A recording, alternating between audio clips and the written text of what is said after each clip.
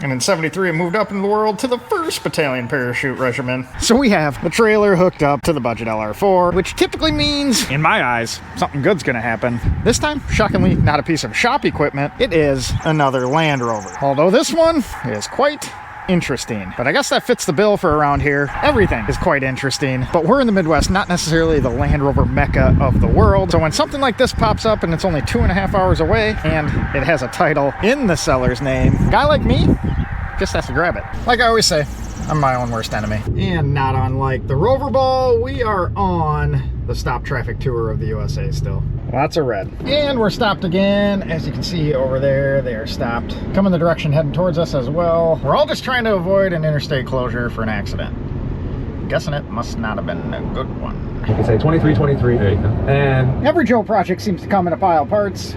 We got ourselves a series, and not only is it a series, it is a lightweight, and an early 2A lightweight at that. This guy is a 1969, which in the world of lightweights is almost the beginning. And as you see, this one also has not a V8, but a V6. A Buick 231 V6 at that. You know, which is almost fitting because the Rover V8 started life as a Buick engine.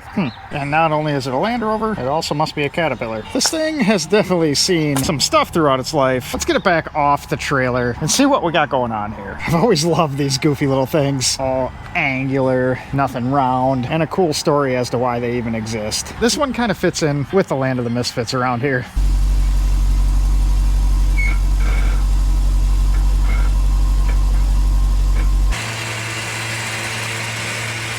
I just have to rearrange the series collection to fit the series. Good thing it's small.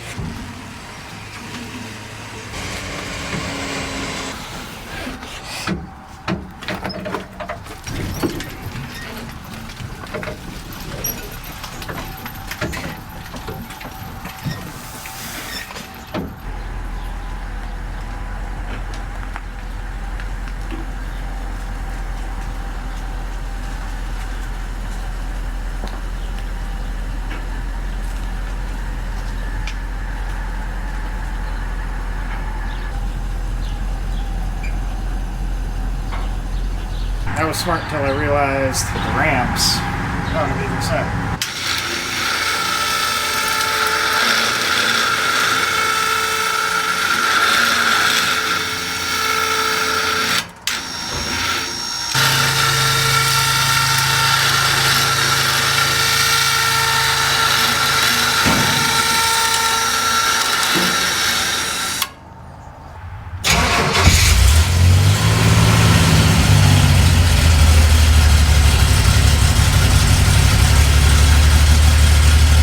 Bet you weren't expecting that. It is a beautifully running lightweight.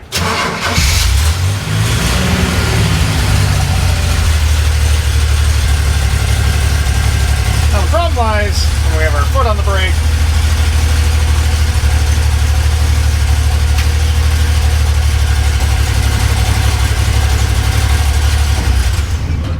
And we put it into a gear. It dies. So it is a running series.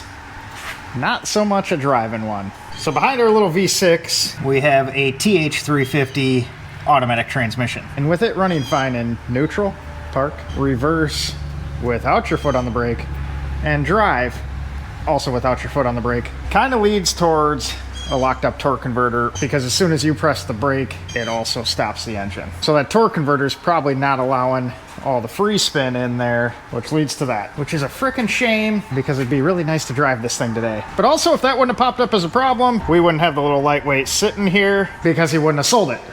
So I guess we can deal with that. Well, let's go back to a little history on this guy. There's obviously a V8 badge. Obviously not a V8. At one point in time, this did actually have a Rover V8 along with an LT95 transmission in there, which I almost wish it still had.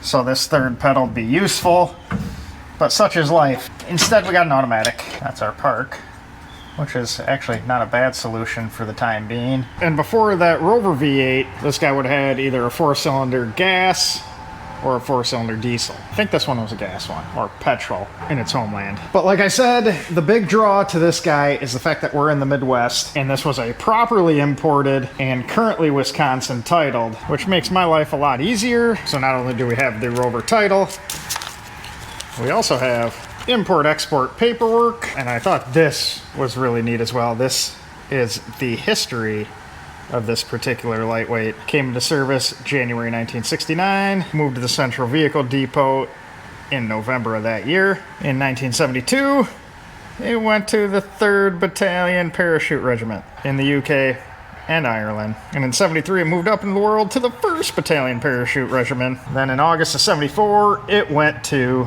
the Duke of Wellington. Then it has this cool little card that I have no idea what any of this means, but it's cool nonetheless. Pretty cool to have the history of this guy. It looks like it was imported into the US in like 1994, possibly the Idaho area. If you happen to import this one, it'd be cool to hear from you. We have it in Iowa now. But the gentleman before me's owned it for about 5 years now, and he actually went through and did quite a bit of the mechanicals. We have a lot of the gasket seals and brakes knocked out. He replaced all the wiring with a fresh painless wiring kit. We got a new fuel cell back here. Looks like a nice little piece. If we end up keeping that, we're probably gonna build some sort of firewall safety box around that. But we have most of the to-do items knocked out with just a few left to go. Hardly any of the stuff I buy gets to tell you the story. It's usually just way broke. But this guy came with a massive stack of receipts with a load from Rovers North. It's had every line and every brake component replaced. So once we sort out the transmission or the drivetrain aspect of this thing, we should just be able to enjoy it. So it is a project, but it appears to not be a massive project. And being a UK vehicle that has also been relocated to the Midwest where we love road salt, it appears to be in pretty good nick. We have a little bit of surface action going on here, but that looks to be from damage and paint missing. It seems pretty solid. Tiny bit of corrosion on the bottom of the doors, but they don't appear to be rotted out. Everything looks to be half decent, although we have a fair amount of undercoat blasted on the thing. It'll be interesting to get this guy in the air and see what we got going on, but I think it's serviceable. Also, this is like the coolest little thing ever.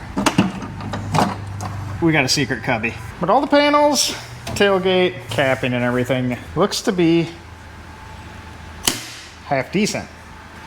Not so sure about these guys, and then I'm also very sure that that's going away. But as you saw earlier, we got a fair amount of extra bits along with the guy. So we should be able to sort a few of the things out. And who knows, maybe that should go back in there. But back to the fact that this thing served in 2 different parachute regiments in the UK Army. If you're unfamiliar with these, that is what makes these little guys special. These were a lightweight version of the normal series. They have quite a few changes from your regular series. I don't know them all. Someone who does can comment down below, but I believe they have a little bit narrower axle, front and rear, so it sits on a pallet better. And they obviously have quite a bit different bodywork than your typical series. You can see these are much more rounded. The hood is rounded. This sits full width all the way. Our doors bubble out, which means our bulkhead bubbles out and our quarter panels bubble out.